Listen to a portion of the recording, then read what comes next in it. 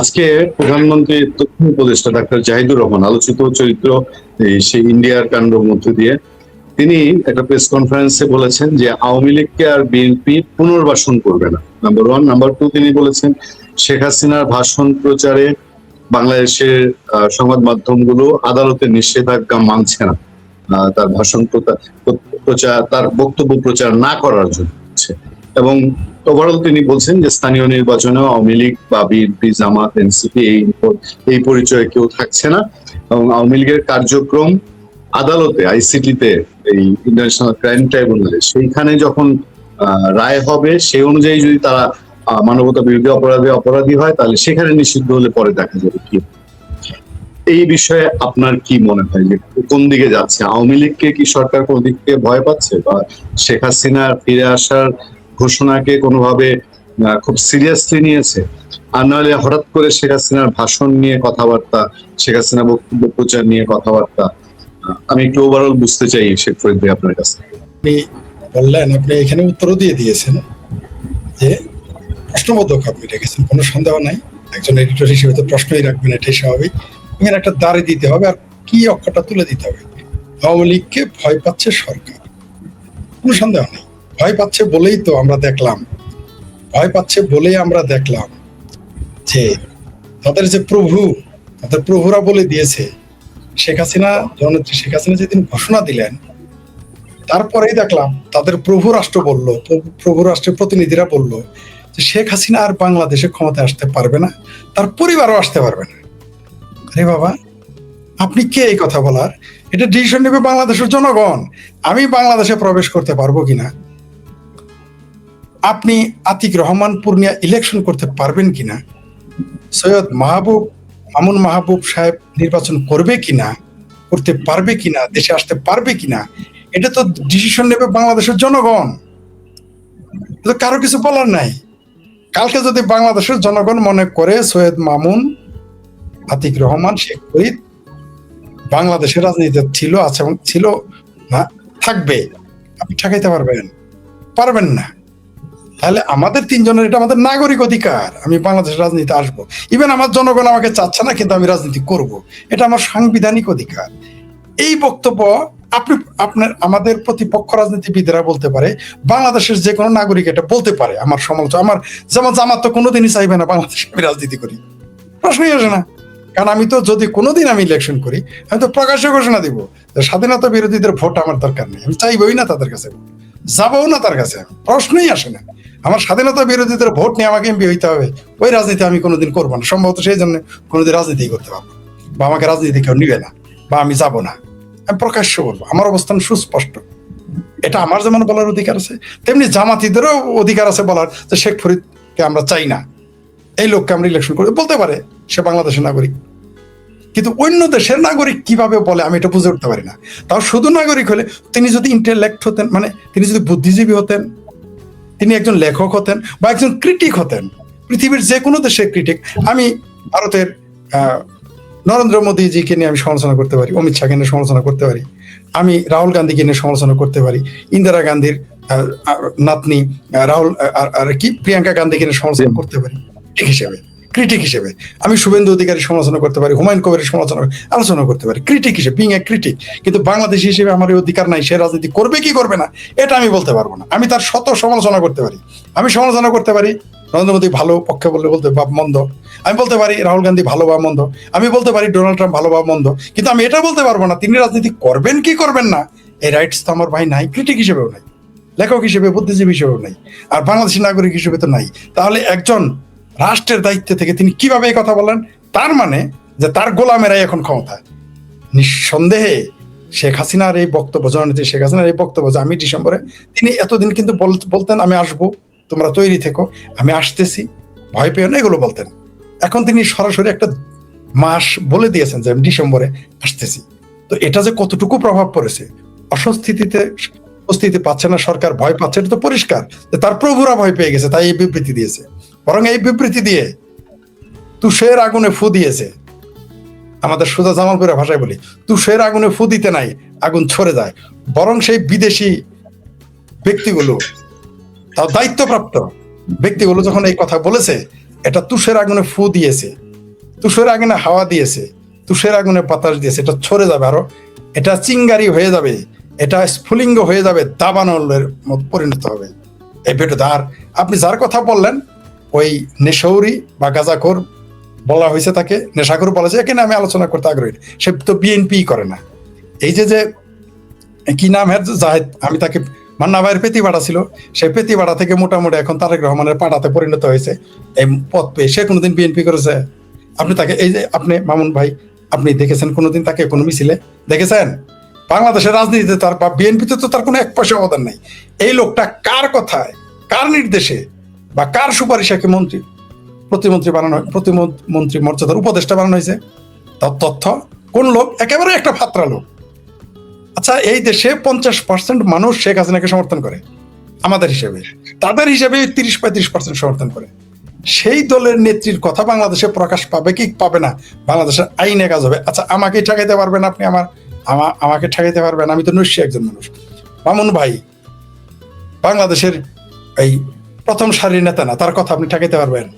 এই যে YouTube channel, আপনি এই আতিক পূর্ণিয়ার যে পূর্ণিয়া চ্যানেল, ঠেকাইতে পারবেন? এর বন্ধন আপনি তথ্য উপদেষ্টা ছাড়া আকল থাকা উচিত যে এতবার একটা দলের এটা বলে, বরং আরো তিনি তো প্রচার করলেন তিনি নিজেই। শেখ হাসিনার বিরুদ্ধে যে নিউজ করবেন না আপনি, শেখ হাসিনার বিরুদ্ধে সমালোচনা করবেন না, তখন ওটা কি নিউজের মধ্যে আসলো না? আপনি কি করতে চান? এই দেশ গণতান্ত্রিক, এইখানে সবার নিউজ থাকে, কোনো সমস্যা কোথায়?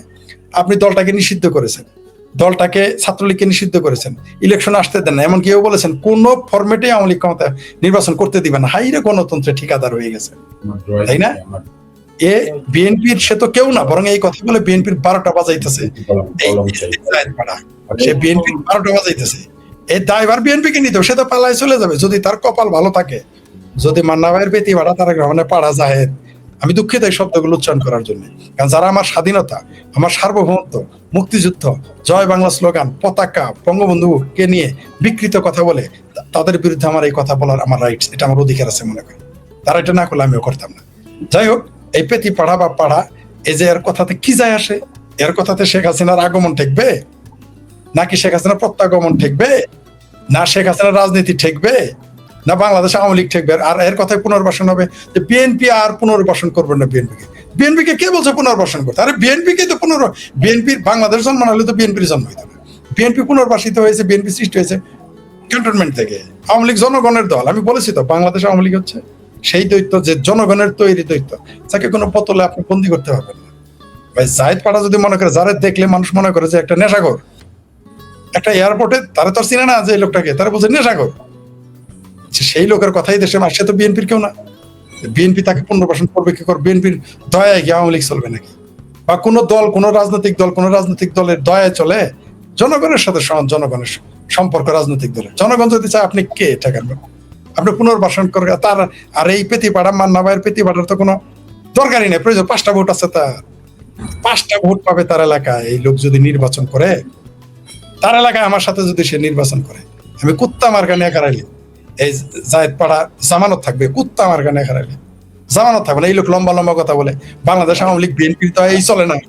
আর এই জায়েদ পাড়া, আর উনি তো বিএনপি করেন না, উনি কেন এই কথা বলেন? উনি যে দায়, উনি টেকনোক্রেটে আসছেন, তিনি কারো দয়া গ্রেস, মানে কারো বাইপাস সার্জারি যেমন করে সেরকম তিনি মন্ত্রী হয়েছেন, ওটা আমরা জানি। বিএনপির কোন লোক তার প্রতি সন্তুষ্ট? এই জুনায়েদ সাকি, এরা কি বিএনপি করে? কিভাবে এরা এরা মন্ত্রী হয়েছিল? সাকির সম্ভবত মন্ত্রণালয়ে তুলে নেওয়া হয়েছে বা সরিয়ে দেওয়া হয়েছে। এগুলো কারা? এরা কারো না কারো ফরমায়েশি মন্ত্রী। এরা ফরমায়েশি লোক। এই ফরমায়েশি লোকের কথা আওয়ামী লীগ চলবে? বাংলাদেশ আওয়ামী লীগ আপনি পছন্দ করেন না করেন, মামুন ভাই পছন্দ করুক না করুক, আমি পছন্দ করি না করি, তাতে যায় আসে না। এই দেশে 5 কোটি মানুষ মিনিমাম আওয়ামী লীগকে পছন্দ করে। আপনি তাকে ইলেকশন করতে দিবেন না, বেনামে আসতে দিবেন না। দেশটা কি এই তারেক রহমান আর জাহিদ পাড়ার বাপের দেশ? পৃথিবীতে যদি কোনো ব্যক্তি বলতে পারে যে এটা আমরা যারা পৃথিবীর বাংলা যে কোনো দেশের নাগরিক, আমরা বলবো এটা আমাদের দেশ বা আমার দেশ, বড়জোর বলতে পারে আমার দেশ বা আমাদের দেশ, একমাত্র শেখ হাসিনা, শেখ রেহানাই বলতে পারে এই দেশ আমার দেশ, এই দেশ আমার বাপের দেশ। পৃথিবীর এই 2জন মানুষই বলতে পারে, জিন্দা যে 2জন আছে, আর কেউ বলতে পারে না পৃথিবীর। আপনি তাদের এই তারেক রহমান আর জাহিদ পাড়ার দয়ায় তারা বসে থাকবে, যখন আসবে ঠেকাইতে পারবে? এরা কখনোই পারবে না।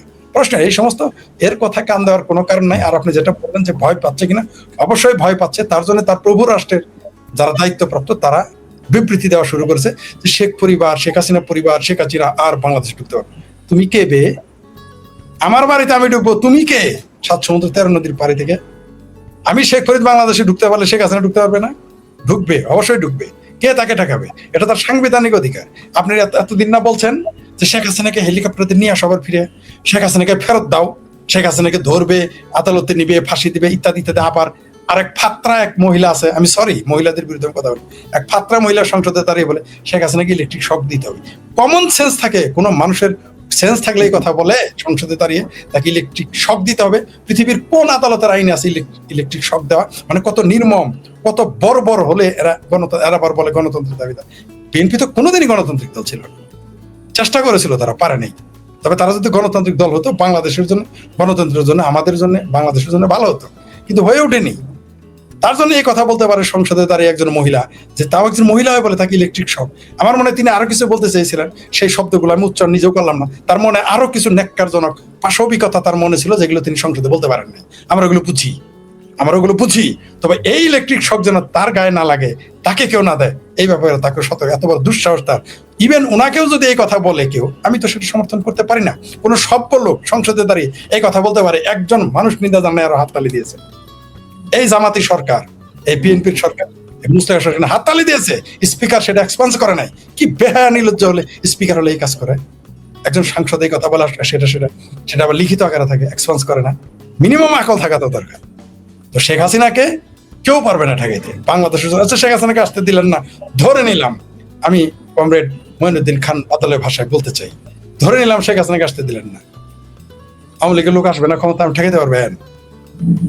তখন আপনি কেন? তারেক রহমান যদি এই দেশে 17 বছর পর আসতে পারে, এখানে সজীব জয় আসতে পারবে না, এখানে পুতুল আসতে পারবে না, আপনি ঠেকাইতে পারবেন? কারো মুরত আছে ঠেকানোর কোনো শক্তি? আর যাইতে দেন না, আর 1 ডিসেম্বর পর্যন্ত বলছে। ধরে নিলাম এই ডিসেম্বর আসে নাই, 27শে ডিসেম্বর আসবে, আপনি ঠেকাইতে পারবেন? আগামী 23 জনের মধ্যে বাংলাদেশের নেটো বাহিনী রাখতে হবে আওয়ামী লীগ ঠেকাইতে। আপনি পারবেন না ঠেকাইতে, পারবেনই না। আপনি কে পারবে? কোনো আইন দ্বারা পারবেন না, কোনো সৈনিক দ্বারা পারবেন না, পুলিশ দ্বারা পারবেন না, কারণ জনগণ চাইবে বাংলাদেশে শেখ হাসিনা ঢুকবে দেশে। আপনি ঠেকাবেন কিভাবে? হয়তো অবশ্যই পাচ্ছে, তার জন্যই তো এগুলো বলতেছে। জি, ধন্যবাদ। জি, ধন্যবাদ শেখ ফরিদ ভাই।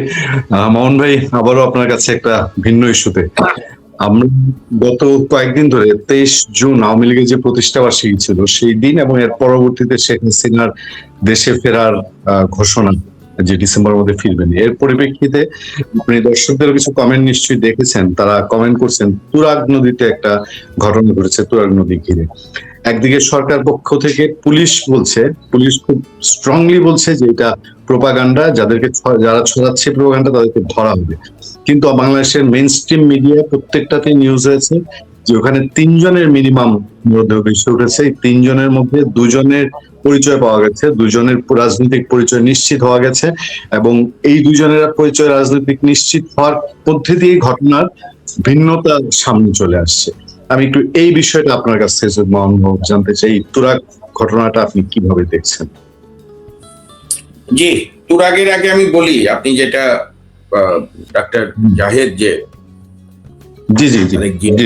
তারেক সরকারের তথ্য উপদেষ্টা, উনি বলেছে যে আওয়ামী লীগকে বিএনপি পুনর্বাসন করবে না। এখন যেটা হয় তার মাথায় ওইটাই থাকে। যেহেতু জাহেদকে পুনর্বাসন করেছে তারেক জিয়া, তো ফলে তার মাথায় রাজনীতি করা মানে পুনর্বাসিত হওয়া। সুন্দর উদাহরণ দিয়েছেন, ধন্যবাদ। এবং আমি শেখ ফরিদ ভাইয়ের সঙ্গে একমত, এই ধরনের বক্তব্যগুলোর আমরা খুব বেশি গুরুত্ব দিতে চাই। দেখেন, একটা বিষয় আমি গত দীর্ঘ 10-15 বছর ধরে বলছি যে আপনি মানেন আর না মানেন, আপনি পছন্দ করেন না করেন, বাংলাদেশে 70 থেকে 75% জনগোষ্ঠীকে প্রতিনিধিত্ব করে এই 2টি দল, একটি বাংলাদেশ আওয়ামী লীগ আর একটি বিএনপি। আমি খুব খুশি হতাম যদি এখানে সরকার এবং বিরোধী দল, বা আমার খুব স্বপ্ন, জানি না আমাদের জীবনে দেখবো কিনা, যে মানে পার্লামেন্টের 2 পাশেই মুক্তিযুদ্ধের লোক থাকবে। এখনকার পার্লামেন্ট দেখলে তো আমার কাছে মাঝে মাঝে ঘাবড়ে যায় আমি, যে এটা কি আফগানিস্তানের পার্লামেন্ট দেখছি নাকি তালেবানের পার্লামেন্ট দেখছি, ফলে আমি অত আগ্রহ করে দেখিও না। এখন মুশকিলটা হলো যে বিএনপি ঘাবড়িয়ে গেছে অ্যাজ এ হোল। কারণ শেখ হাসিনা, বঙ্গবন্ধু কন্যা জননেত্রী আওয়ামী লীগ প্রধান শেখ হাসিনার বিরুদ্ধে একটা ফাঁসির রায় আছে, right or wrong. Sheikh Hasina যদি বলে আমি দেশে ফিরবো, তো বিএনপি তো উচিত হেলিকপ্টার প্লেন সহ নিয়ে গিয়ে নিয়ে এসে জেলে দেওয়া। জেলে দিলে উনি ডিলে কন্ডন করে উনি আপনার আপিল ফাইল করবেন, আরো অনেক মামলা আছে সেগুলো প্রতিদ্বন্দ্বিতা করবেন। তো এই জন্যই আমার মনে হয় যে আপনার তাকে বিএনপি এইটা কোনো উত্তরই দিচ্ছে না এখন। কারণ আপনাকে আমি শোনেন, আমি পক্ষ বিপক্ষ বাদ দেন, ফ্যাক্ট কি? ফ্যাক্ট হচ্ছে শেখ হাসিনা তো she was the prime minister of this country, she is the daughter of father of the nation Bangabandhu Sheikh Mujib. কাছ থেকে যারা তাকে দেখেছে, আমরাও দেখেছি নানা সময়, she is very sharp lady, courageous lady, পরিশ্রমী, and she is a nationalist, প্রচন্ড জাতীয়তাবাদী। হ্যাঁ, ভোট ব্যবস্থা,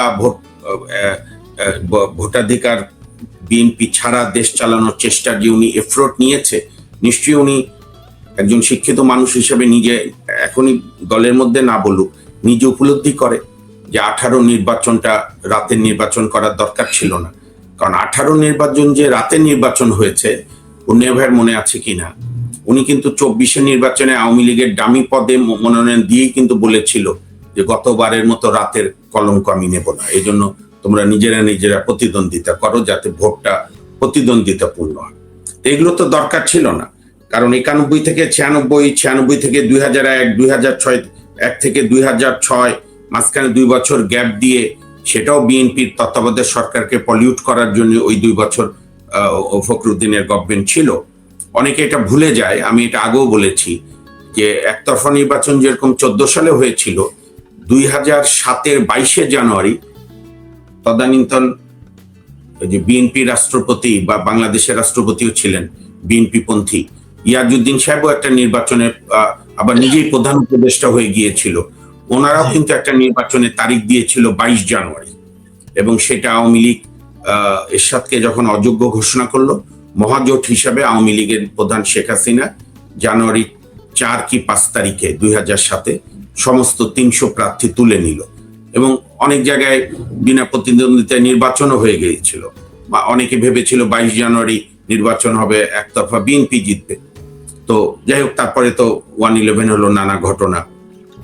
1/11-এর সঙ্গে আলাপ আলোচনা সবাই করেছে, আলাপ আলোচনা করেই কেউ দেশে গেছে, কেউ ট্রিটমেন্টের জন্য গেছে, কেউ মুসলেকা দিয়ে গেছে। এগুলো তো ফ্যাক্ট, যেগুলো ফ্যাক্ট সেগুলো আপনি অস্বীকার করতে পারবেন না। একজন মমতাময়ী মা হিসাবে বেগম জিয়া কাঁদতে কাঁদতে বলেছে যে আমার ছেলে আর রাজনীতি করবে না, ওকে ট্রিটমেন্ট দিতে দেন। তো ফলে এখানে খুব মানে মোরাল হাইট নেওয়ার স্ট্যান্ড বাংলাদেশের কোনো রাজনৈতিক দলেরই নাই। তারা নানা সময় নানা কৌশল করেছে, কিংবা আমি অন্যভাবে বলতে পারি, রাজনীতি করতে গেলে নানা কৌশল নিতে হয়। যেরকম বিএনপি এবার বলে যে আমরা কৌশল নিয়েছি যে ইউনূস নির্বাচন দিত না, এই জন্য যা বলতো যে চাঁদও আমরা এনে দেবো, ও বিএনপি রাজি হয়ে গেছে। পার্লামেন্টে কিন্তু প্রধানমন্ত্রীর পক্ষে যিনি বলেন, স্বরাষ্ট্রমন্ত্রী সালাউদ্দিন আহমেদ বলেছে যে নির্বাচন আদায় করার জন্য ওরা যা যা সনদে বলেছে আমরা রাজি হয়েছি, আমরা এটা চেয়েছি নির্বাচনটা হোক। আমার দৃষ্টিতে খারাপ না, কারণ ইউনূস সাহেবদের যে মাস্টার প্ল্যান ছিল সেখান থেকে বের করে আনতে তো হবে একটা। এখন আপনি যে তুরাগ নদেরটা বললেন, প্রথমে আমি একটা কথা বলি, আমি আমার চূড়ান্ত রাজনৈতিক শত্রু, ব্যক্তিগত শত্রু বা আমাকে যে আঘাত করেছে, আমি তারও এরকম নিষ্ঠুর মৃত্যু কামনা করি না। নিশ্চয়ই আপনারা দুইজনও করেন না, এইটা মানবিকতা না। দেখেন, আমাকে আমার এক শিক্ষক বন্ধু একটা টলস্টয়ের উদ্ধৃতি পাঠিয়েছে যে when you feel pain then you are alive, অর্থাৎ তুমি যখন নিজে ব্যথা পাও তার মানে তুমি বেঁচে আছো। আর যখন তুমি when you feel pain of others people then you are a human being, যখন অন্যের ব্যথা বুঝতে পারো তার মানে তুমি মানুষ। তো তুরাগে যেটাই ঘটুক, পুলিশ মারুক, বিএনপি মারুক, 2টা তরুণ, এখন পর্যন্ত 3টা বাচ্চা ছেলে মারা গেছে। আমরা তো এত কথা কপাচি চাই না। পুলিশ তদন্ত করুক, বা পুলিশ যে 7টা ছেলে মিছিল করেছিল তাকে দাঁড় করিয়ে নিয়ে বলুক, কই ওরা তো বেঁচে বলতো বিহতে, ঠিক আছে, ওদেরকে আমরা ধরলাম। শুনেন, এখানে আমি একটা কথা বলি, আমি কিছু কথা বলবো, অনেকের পছন্দ হবে না, সবারই।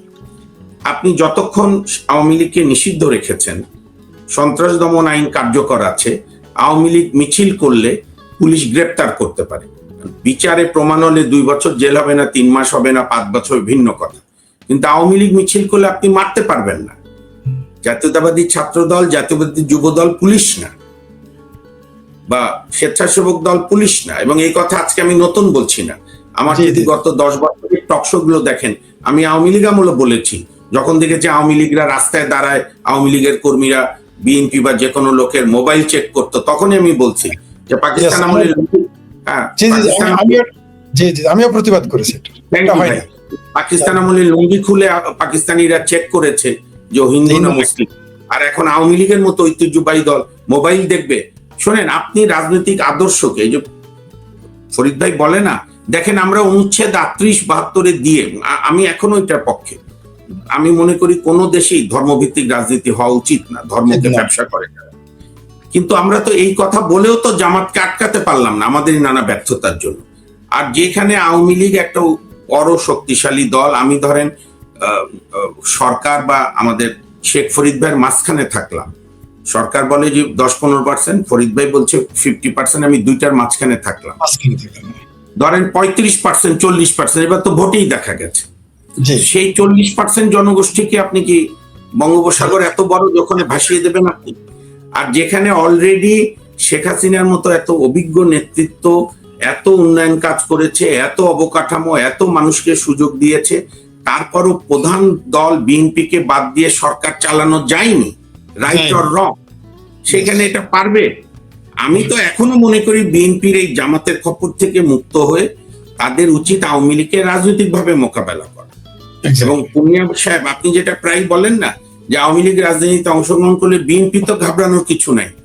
বিএনপি তো আওয়ামী লীগকে মোকাবেলা করেই গত 15 বছর ধরে রাজনীতি করছে, এখন তার ক্ষমতায়। অন্যদেরও ভয় পাওয়ার কিছু নাই। আওয়ামী লীগ যারা করে তারা কি আকাশ থেকে আসে? আমাদেরই ভাই, বন্ধু, বোনরা করে। আমি যে কথাটা বারবার বলি, বারবার বলবো, যতক্ষণ বিএনপির হুঁশ না নড়ে। বিএনপিরাই জনমত যাচাই করুক। ধরেন যে কোনো একটা ফ্ল্যাটে 40টা ফ্ল্যাট আছে, বিএনপি চয়েস করে যে কোনো 10টা ফ্ল্যাটে গিয়ে নিরাপত্তার সঙ্গে জিজ্ঞেস করুন। আপনি 10টা ফ্ল্যাটের মধ্যে 3টা ফ্ল্যাট পাবেন আওয়ামী লীগ, 3টা ফ্ল্যাট বিএনপি, একটা জামাত, একটা 1.5টা এদিক ওদিক, একটা 2টা সুবিধা মনে করে যে আমরা ওইভাবে রাজনীতি করি না, কিন্তু যে ভালো করবে তার পক্ষে থাকবে। সেই রাজনীতিকে আমার কাছে কেন যেন মনে হচ্ছে, ধরেন শেখ হাসিনা যে এনডিটিভির ইন্টারভিউটা আমি দেখেছি, অসাধারণ ইন্টারভিউ দিয়েছেন, চমৎকার করে তার ব্যাখ্যা দিয়েছেন। তো এই ইন্টারভিউ পর তো বিএনপির বলা হচ্ছে যে আমরা কবে আসতে চান, আমরা প্লেন পাঠিয়ে দিচ্ছি। তো ঝামেলা শেষ, এসে আপনি আইনি প্রক্রিয়া মোকাবেলা করেন। আর শেখ হাসিনাও কিন্তু গতকালকের নেত্রী না। উনি ঘুম থেকে উঠে 15ই আগস্ট জার্মানিতে ছিল, ঘুমিয়েছে, ঘুম থেকে উঠে শুনেছে 2 বোন যে তাদের বাবা, মা, ভাই, বোন কেউ নেই, এবং কত বড় বর্বরতা। তারপরও ওই ঘটনা ঘটার একদিন আগেও যে ওখানকার বোধহয় ওনারা বেলজিয়ামে ছিল না কোথায়, যে অ্যাম্বাসেডারের বাসায় ছিল, সে এক মুহূর্তের জন্য তাদের 2 বোনকে কোথাও ছাড়তো না। কারণ অন্য হাই কমিশনের আমাদের অ্যাম্বাসি লোকরা বেড়াতে নিতে চাইলে ওই অ্যাম্বাসেডার না, 2 কন্যা কোথাও যাবে না, যা করার আমি যত্ন নেব। কিন্তু আপনি নৃশংসতা জানেন তো, যখন ঘটনা আসলো যে বঙ্গবন্ধু কিল্ড হয়েছে সপরিবারে, তখন ওই অ্যাম্বাসেডার আধা ঘন্টা টাইম দিয়েছিল শেখ হাসিনা এবং রেহানাকে যে তোমরা আমার বাড়ি ছেড়ে দাও। ওই বিদেশ ভুবে তখন শেখ হাসিনার বয়স কত, হার্ডলি 30, রেহানা তো আরো ছোট, শেখ রেহানা। তখন এই যে আমাদের পরে যাকে স্পিকার করলেন শেখ হাসিনা, হুমায়ুন রশিদ চৌধুরী সাহস করে বললো আমি গাড়ি পাঠাচ্ছি, তোমরা। আমি এটা উদাহরণ দিচ্ছি, তার মানে এই না যে শেখ হাসিনা সব কাজই ভালো হয়েছে, অনেক অন্যায় কাজও হয়েছে, তার জন্য উনি মাসুলও দিচ্ছেন। তো সেদিন থেকে কিন্তু শেখ হাসিনা এই লড়াই চালিয়েছে। এবং তারপরে লন্ডনে আপনার কি নাম, মানে লন্ডনে যেটা পার্লামেন্ট বলে, হাউস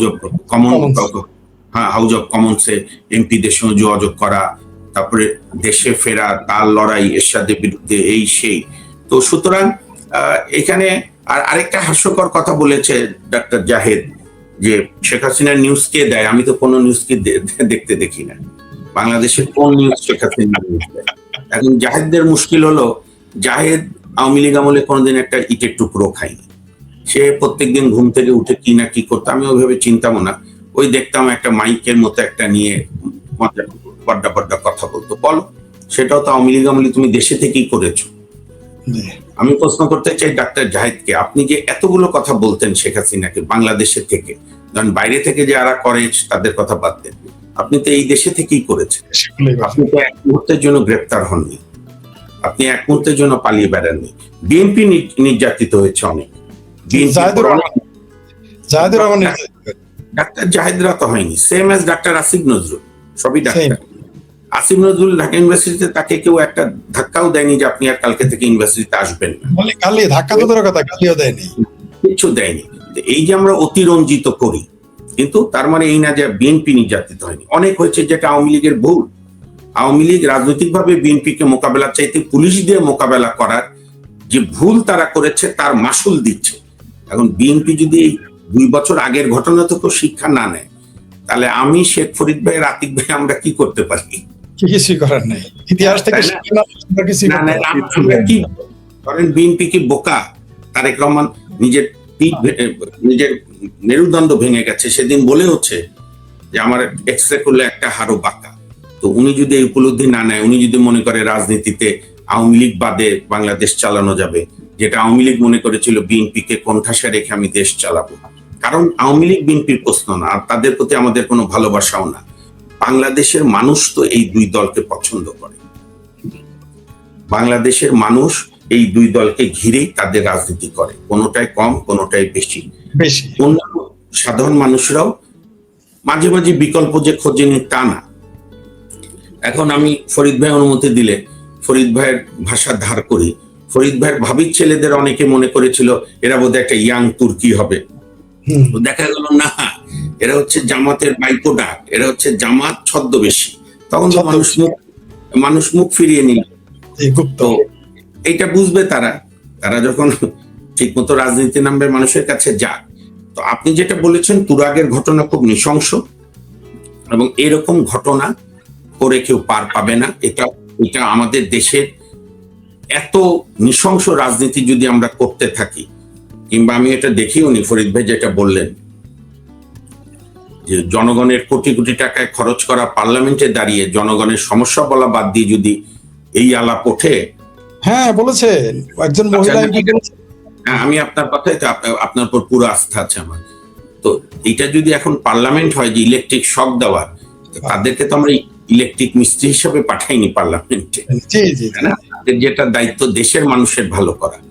তো আরেকটা আমি একবারই আলাপটা করে দিই, পরে বাকিরা আপনারা আলাপ করলেন। বিএনপি কিন্তু স্থির না, তার প্রমাণ কি দেখেন। আমি যখন ব্যারিস্টার আশরাফের পক্ষে রিট করলাম যে এই যে ডক্টর ইউনূস এবং তার গ্যাং, তার উপদেষ্টারা যে হিউম্যান ট্র্যাজেডি করলো, শিশু হত্যা, এবং আপনারা জেনে খুশি হবেন ইউনূসের বিরুদ্ধে এখন হাইকোর্টে মাত্র একটাই রুল পেন্ডিং আছে, সেটা ব্যারিস্টার আশরাফ পিটিশনার, আমরা তার লয়ার। তো তখনও অ্যাটর্নি জেনারেল, আমরা ওখানে একটা দরখাস্ত ছিল যে ইউনূস সাহেব এবং আসিফ নজরুল্লাহ সহ কেউ যেন দেশ ত্যাগ না করতে পারে, যেটাকে কোর্টের ভাষায় বলে ট্রাভেল রেস্ট্রিকশন। তো অ্যাটর্নি জেনারেল সাহেব ওইটুককে খুব বিরোধিতা করলো, বা মহসিন সাহেব একটা তদন্ত চেয়েছিল, সেই রিটেও ওনারা খুব বিরোধিতা করলো। কিন্তু গতকাল তো মাননীয় প্রধানমন্ত্রীর প্রতিনিধি স্বরাষ্ট্রমন্ত্রী সালাউদ্দিন আহমেদ কি বললো, যে সবচেয়ে দুর্নীতি হয়েছে 18 মাসে, আমি মাননীয় প্রধানমন্ত্রীকে অনুরোধ করব দুদককে দিয়ে তদন্ত করাতে। তা আপনার তো সালাউদ্দিন ভাই, আপনি যেহেতু লয়ের ব্যাকগ্রাউন্ড, আমি রাজশাহী ইউনিভার্সিটির, আপনি আরো ভালো ঢাকা ইউনিভার্সিটির, ওই অধিকার থেকে ভাই ডাকছি। সালাউদ্দিন ভাই, আপনার তো প্রধানমন্ত্রীকে কষ্ট দেওয়ার দরকার নাই। আমরা যে হাইকোর্টের রুলটা করেছি, সেখানে আমরা প্রেয়ার দিয়েছি যে একটা তদন্ত কমিটি করা, যে ইউনূস কেন এই ট্র্যাজেডি করলো। তা আপনি ওই তদন্ত কমিটিটা করে দেন, করে দিয়ে ওই তদন্ত কমিটির নেতৃত্বে সবগুলো তদন্ত হোক। শোনেন, সত্য কখনো চাপা থাকে না। ইউনূসরা যে ব্যর্থতা পরিচয় দিয়েছে, যে দুর্নীতি করেছে, ইউনূসের সরকার মানুষের সঙ্গে প্রতারণা করেছে।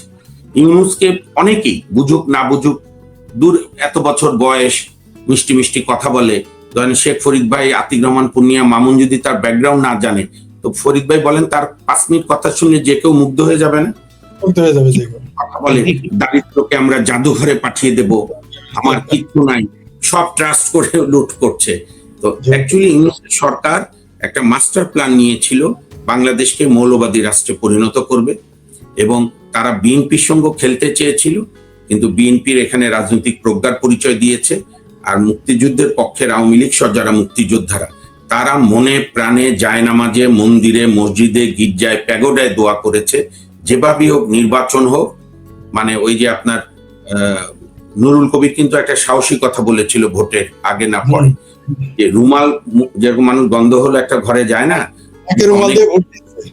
নাকে রুমাল দিয়েও ধানের শীষকে দিয়েছে যাতে জামাত না আসে।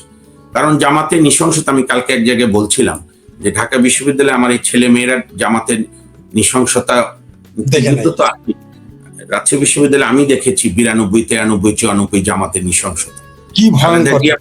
খালেদা জিয়া প্রধানমন্ত্রী, জাতীয়তাবাদী ছাত্র দলের 5 জন কর্মী শহীদ হয়েছিল, ছাত্র ইউনিয়নের কর্মী একজন শহীদ হয়েছিল, ছাত্র মৈত্রী, জাসদের রক কাটা। আমার এখনো অনেক বন্ধু আছে, বয়স যেহেতু 50 পার হচ্ছে, মাঝে মাঝে ফোন দেয় বিভিন্ন জেলা থেকে যে দোস্ত হাঁটতে পারি না ঠিক মতো। এবং রক কাটা, যে বাংলাদেশের মানুষকে যে রক কাটে, এটার জনক হচ্ছে ইসলামী ছাত্র শিবির এবং জামাত। চট্টগ্রাম বিশ্ববিদ্যালয় এটার সাক্ষী, রংপুর, কারমাইকেল, অর্থাৎ শিবির যেখানেই তারা শক্তি অর্জন করেছে তারা এটা করেছে। এতদিন একটা সৌভাগ্য ছিল, ঢাকা বিশ্ববিদ্যালয় তারা ওইভাবে কাজ করতে পারেনি। এটা আওয়ামী লীগ এবং ছাত্রলীগের দুর্বল রাজনীতির কারণে তারা গুপ্ত ছিল। আর এবার ডক্টর ইউনূস ওই যে জামাতি একটা যে নিয়াজ আহমেদ যে ভিসি বানিয়েছিল, তাকে টাস্ক দিছিল যে ডাকসুতে শিবিরকে জিতানো। আমি আবারও অনুরোধ করব বিএনপিকে যে আপনার রাজনীতিকে মজবুত করার জন্য বিএনপি আপনার উচিত মুক্তিযুদ্ধকে পুরোপুরি লালন করা, মুখে না বলে। কারণ এখন জামাত উন্মুক্ত হয়ে গেছে। কাজে যারা জামাতকে ভোট দেয়, যারা 71-এর পরাজয়ের গ্লানিকে মনে ধারণ করে ভোট দেয়, তারা আর আগেকার মতো বিএনপিকে দেবে না। কারণ তাদের বর কন্যা, বর পুত্ররা এখন সরাসরি রাজনীতিতে আছে। আজকেও আমি একটা দুর্ভাগ্য দেখলাম, বার কাউন্সিলে তো এখন ইলেকশন বাদে কমিটি করছে, যেটা আপাতত করছে, কিন্তু বার কাউন্সিলে বিএনপি অ্যাডহক কমিটি করেছে জামাতের 3-4 জন লয়ার নিয়ে, যেটার কোনো প্রয়োজন ছিল না। এখন পার্লামেন্টকে যে অনেকে বলে যে এটা এক দলের পার্লামেন্ট, তো তাই তো মনে হচ্ছে, সব জায়গাতে তাই মনে হচ্ছে। কারণ আপনার দিনের শেষে গণতন্ত্রের বিরোধী দল লাগে, আর সেই বিরোধী দল হচ্ছে আওয়ামী লীগ।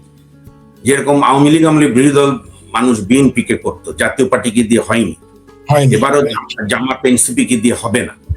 সুতরাং আমি শেষ করি, বিএনপি সুবুদ্ধির উদয় হোক, না হলে।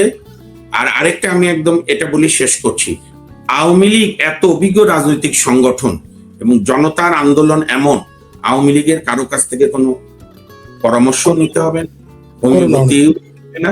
আওয়ামী লীগ আওয়ামী লীগের মতো করে তার মতো রাজনীতি করবে। কিন্তু বিএনপি যে স্থিরতার কথা বলে, বিএনপি যে বলে সবাই রাজনীতি করবে, সেটা এখন প্রমাণ দেওয়ার দায়িত্ব বিএনপির। কারণ বিএনপি যেহেতু ক্ষমতায় আছে, অতীতে যেরকম আওয়ামী লীগকে মানুষ দেখতে চেয়েছিল উদার হতে, হয়নি আওয়ামী লীগ উদার। তার জন্য বাংলাদেশ সাফার হয়েছে, মুক্তিযোদ্ধারা সাফার হয়েছে, ইভেন মুক্তিযুদ্ধে ইতিহাস এখন রিমান্ডে। এখান থেকে বেরিয়ে আসতে হবে। আমি মুক্তিযুদ্ধে বিশ্বাসী। আওয়ামী লীগের বাইরে সব শক্তিকে অনুরোধ করব যে মুক্তিযুদ্ধ, বঙ্গবন্ধু, বাংলাদেশ, এইটা নিয়ে কোনো দ্বিধা রাখা যাবে না। রহমান বলেছে, আমি আজকে কোর্ট থেকে আসার সময় জাম ছিল দেখে ইউনিভার্সিটির ওই ইয়া দিয়ে আসছিলাম, কি নাম আপনার, ব্রিটিশ কাউন্সিলের সামনে দিয়ে, যে ব্রিটিশ আমলে এক ডিসি ছিল ফুলারের নামে ফুলার রোড থাকবে, আর স্বাধীন বাংলাদেশে বঙ্গবন্ধু নামে থাকবে না। এই বেঈমানি মুনাফিকি জাতি সহ্য করবে না, বিশ্ব সৃষ্টিকর্তাও সহ্য করবে না। ধন্যবাদ।